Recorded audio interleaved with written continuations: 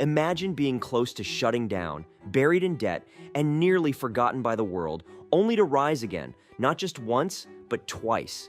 This is the incredible story of Nissan, one of Japan's most iconic car companies.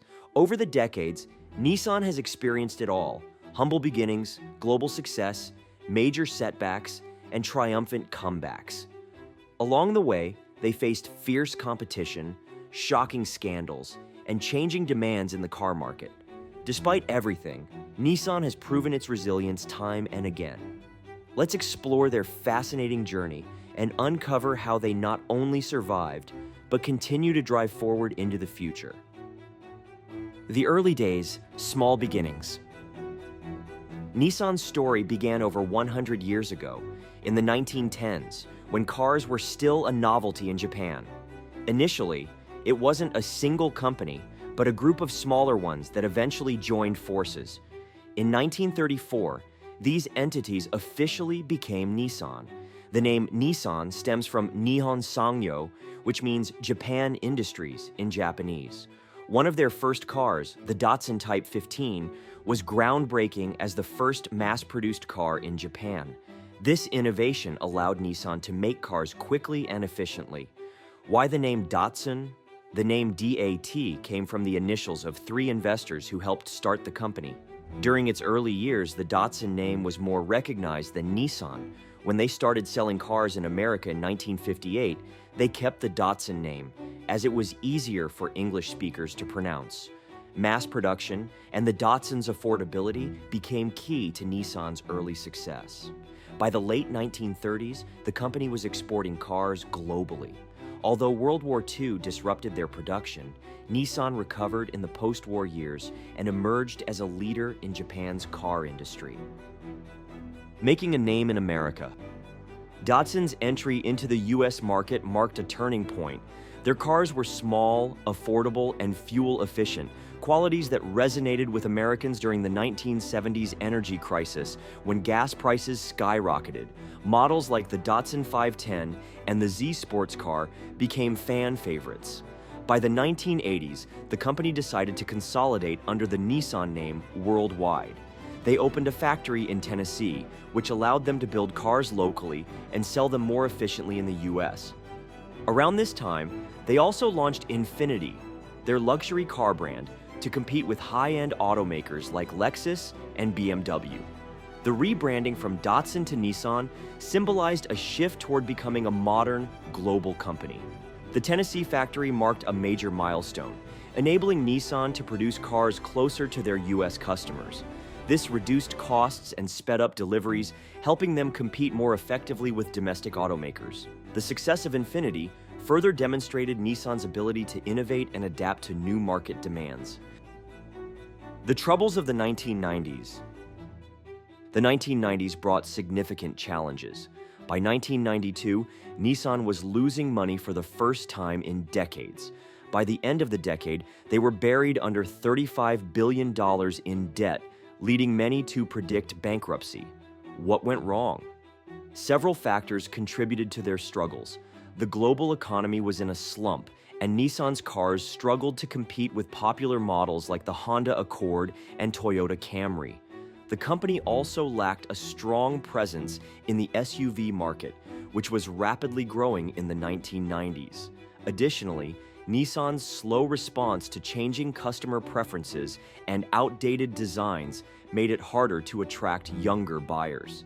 Nissan's marketing efforts also fell behind those of its competitors.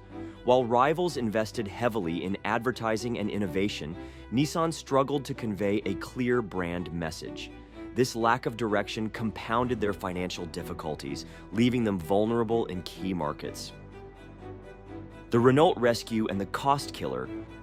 In 1999, salvation came from Renault, a French car company. Renault bought a significant share of Nissan and infused $5.4 billion into the struggling automaker. The turning point was the arrival of Carlos Ghosn, a Renault executive known for turning around failing companies. Ghosn's bold approach earned him the nickname Cost Killer. He vowed to make Nissan profitable by 2001 and promised to resign if he failed. Ghosn's strategy involved drastic changes. He closed 5 factories in Japan, laid off thousands of workers, and sold off non-core businesses. Nissan and Renault began sharing resources, such as combining marketing and bulk buying car parts to save money. By 2001, Ghosn's efforts paid off, and Nissan was profitable again. This turnaround became one of the most celebrated comebacks in automotive history. Beyond cost-cutting, Ghosn prioritized innovation. Under his leadership, Nissan introduced successful models like the X-Trail SUV and the 350Z sports car, restoring the company's reputation for producing exciting and reliable vehicles. Success and scandal, the Ghosn era. The 2000s were a period of growth. Nissan launched popular SUVs like the Murano and Rogue, which became their best-selling vehicle in the US. Ghosn became a global icon, even featured as a character in a Japanese comic book. However, his leadership style raised concerns. Critics argued that Nissan had become overly reliant on him. In 2017, Ghosn stepped down as Nissan's CEO, but the following year, a scandal erupted. He was accused of underreporting his income and misusing company funds for personal expenses. In 2018, Ghosn was arrested, shocking the automotive world. He denied the charges and later staged a dramatic escape from Japan to Lebanon, reportedly hiding in a box on a private jet. The scandal deeply hurt Nissan's reputation and finances. Leadership turmoil followed, with several CEOs stepping in and out, creating instability that made it harder for the company to focus on long-term goals. Challenges today, tough competition.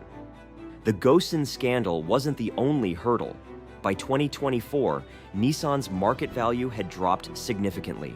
In China, they faced stiff competition from local electric vehicle makers like BYD. In the US, their models struggled to keep up with rivals in terms of design and technology. The shift to EVs presented a major challenge. Although Nissan was an early leader with the Leaf, competitors like Tesla and newer entrants outpaced them. Nissan is now working to catch up, introducing models like the Area EV and focusing on advanced battery technology. Trying to bounce back. Nissan has outlined a bold plan for recovery. By 2026, they aim to launch 7 new models in North America, including refreshed versions of classic cars and new EVs. Their redesigned Nissan Z sports car seeks to capture the nostalgia of longtime fans while attracting younger buyers. Winning back customers. Rebuilding trust is essential. Past scandals and quality concerns led some customers to turn away from Nissan. To win them back, the company is focusing on transparency and reliability. New marketing campaigns highlight their commitment to sustainability and innovation. Nissan is also using social media to connect directly with consumers, addressing feedback and showcasing their latest models. Lessons from the past. Nissan's history proves its resilience. From overcoming massive debt in the 1990s to bouncing back after scandals, the company has consistently demonstrated its ability to adapt and persevere. While the road ahead is challenging, Nissan's track record suggests they have the experience and determination to succeed. What do you think? Can Nissan make another comeback and compete with companies like Toyota and Tesla? Have you ever owned a Nissan? Share your thoughts and stories in the comments. And if you enjoyed learning about Nissan's journey, don't forget to like, share, and subscribe for more amazing stories about the world of cars and business.